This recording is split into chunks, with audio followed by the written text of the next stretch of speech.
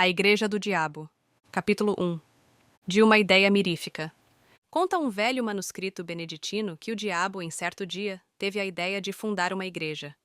Embora os seus lucros fossem contínuos e grandes, sentia-se humilhado com o papel avulso que exercia desde séculos, sem organização, sem regras, sem cânones, sem ritual, sem nada.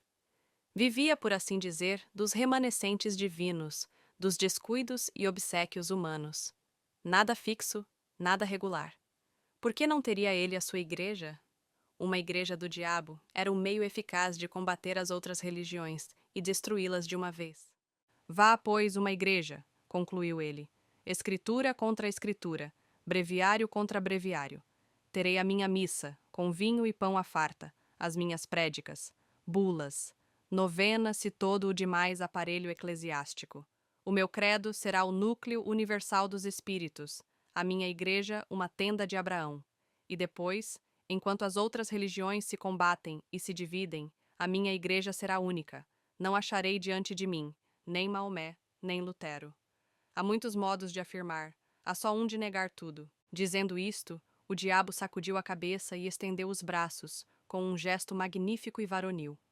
Em seguida, lembrou-se de ir ter com Deus para comunicar-lhe a ideia e desafiá-lo. Levantou os olhos, acesos de ódio, ásperos de vingança, e disse consigo: Vamos, é tempo. E rápido, batendo as asas com tal estrondo que abalou todas as províncias do abismo, arrancou da sombra para o infinito azul. Capítulo 2. Entre Deus e o diabo. Deus recolhia um ancião quando o diabo chegou ao céu. Os serafins que engrinaldavam o recém-chegado detiveram-se logo, e o diabo deixou-se estar à entrada com os olhos no Senhor. Que me queres tu? Perguntou este. Não venho pelo vosso servo Fausto, respondeu o diabo rindo, mas por todos os Faustos do século e dos séculos. Explica-te. Senhor, a explicação é fácil, mas permiti que vos diga. Recolhei primeiro esse bom velho. Dai-lhe o melhor lugar. Mandai que as mais afinadas cítaras e alaúdes o recebam com os mais divinos coros. Sabes o que ele fez? Perguntou o Senhor, com os olhos cheios de doçura. Não, mas provavelmente é dos últimos que virão ter convosco. Não tarda muito que o céu fique semelhante a uma casa vazia, por causa do preço, que é alto. Vou edificar uma hospedaria barata. Em 2 palavras, vou fundar uma igreja. Estou cansado da minha desorganização, do meu reinado casual e adventício. É tempo de obter a vitória final e completa.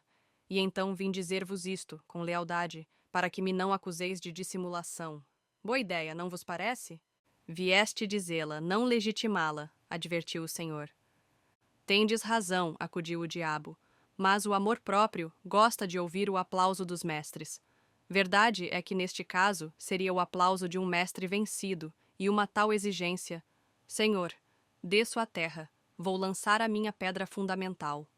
Vai. Quereis que venha anunciar-vos o remate da obra? Não é preciso.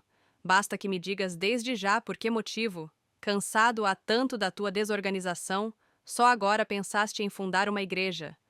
O diabo sorriu com certo ar de escárnio e triunfo. Tinha alguma ideia cruel no espírito, algum reparo picante no alforje de memória, qualquer coisa que nesse breve instante de eternidade o fazia crer superior ao próprio Deus. Mas recolheu o riso e disse: Só agora concluí uma observação, começada desde alguns séculos, e é que as virtudes, filhas do céu, são em grande número comparáveis a rainhas, cujo manto de veludo rematasse em franjas de algodão. Ora, eu proponho-me a puxá-las por essa franja e trazê-las todas para minha igreja. Atrás delas virão as de seda pura. Velho retórico, murmurou o Senhor, olhai bem. Muitos corpos que ajoelham aos vossos pés, nos templos do mundo, trazem as anquinhas da sala e da rua. Os rostos tingem-se do mesmo pó. Os lenços cheiram aos mesmos cheiros. As pupilas centelham de curiosidade e devoção entre o livro santo e o bigode do pecado.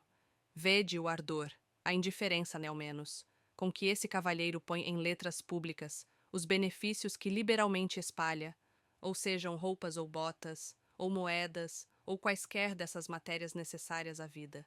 Mas não quero parecer que me detenho em coisas miúdas. Não falo, por exemplo, da placidez com que este juiz de irmandade, nas procissões, carrega piedosamente ao peito o vosso amor e uma comenda. Voa a negócios mais altos. Nisto, os serafins agitaram as asas pesadas de fastio e sono. Miguel e Gabriel fitaram no Senhor um olhar de súplica. Deus interrompeu o diabo. Tu és vulgar, que é o pior que pode acontecer a um espírito da tua espécie, replicou-lhe o Senhor. Tudo o que dizes ou digas está dito e redito pelos moralistas do mundo. É assunto gasto, e se não tens força nem originalidade para renovar um assunto gasto, melhor é que te cales e te retires. Olha, todas as minhas legiões mostram no rosto os sinais vivos do tédio que lhes dás. Esse mesmo ancião parece enjoado. E sabes tu o que ele fez? Já vos disse que não. Depois de uma vida honesta, teve uma morte sublime. Colhido em um naufrágio, ia salvar-se numa tábua, mas viu um casal de noivos, na flor da vida, que se debatiam já com a morte. Deu-lhes a tábua de salvação e mergulhou na eternidade. Nenhum público. A água e o céu por cima. Onde achas aí a franja de algodão? Senhor, eu sou, como sabeis, o espírito que nega. Negas esta morte? Nego tudo. A misantropia pode tomar aspecto de caridade. Deixar a vida aos outros para um misantropo é realmente aborrecê-los. Retórico e sutil, exclamou o Senhor. Vai, vai, funda a tua igreja, chama todas as virtudes, recolhe todas as franjas, convoca todos os homens. Mas vai, vai. Debalde, o diabo tentou proferir alguma coisa a mais. Deus impusera-lhe silêncio. Os serafins, a um sinal divino, encheram o céu com as harmonias de seus cânticos. O diabo sentiu de repente que se achava no ar, dobrou as asas e, como um raio, caiu na terra. Capítulo 3. A boa nova aos homens. Uma vez na terra, o diabo não perdeu um minuto. Deu-se pressa em enfiar a cogula beneditina, como hábito de boa fama, e entrou a espalhar uma doutrina nova e extraordinária, com uma voz que reboava nas entranhas do século. Ele prometia aos seus discípulos e fiéis as delícias da terra, todas as glórias, os deleites mais íntimos. Confessava que era o diabo, mas confessava-o para retificar a noção que os homens tinham dele e desmentir as histórias que a seu respeito contavam as velhas beatas. Sim, sou o diabo, repetia ele, não o diabo das noites sulfúreas, dos contos soníferos, terror das crianças, mas o diabo verdadeiro e único, o próprio gênio da natureza, a que se deu aquele nome para arredá-lo do coração dos homens. Vede-me gentil e airoso, sou o vosso verdadeiro pai. Vamos lá, tomai daquele nome, inventado para meu desdouro, fazei dele um troféu e um lábaro, e eu vos darei tudo, tudo, tudo, tudo, tudo, tudo. Era assim que falava, a princípio, para excitar o entusiasmo, espertar os indiferentes, congregar, em suma, as multidões ao pé de si. E elas vieram, e logo que vieram, o diabo passou a definir a doutrina. A doutrina era a que podia ser na boca de um espírito de negação. Isso quanto à substância, porque acerca da forma era umas vezes sutil, outras cínica e deslavada. Clamava ele que as virtudes aceitas deviam ser substituídas por outras, que eram as naturais e legítimas. A soberba, a luxúria, a preguiça foram reabilitadas, e assim também a avareza, que declarou não ser mais do que a mãe da economia, com a diferença que a mãe era robusta e a filha uma esgalgada.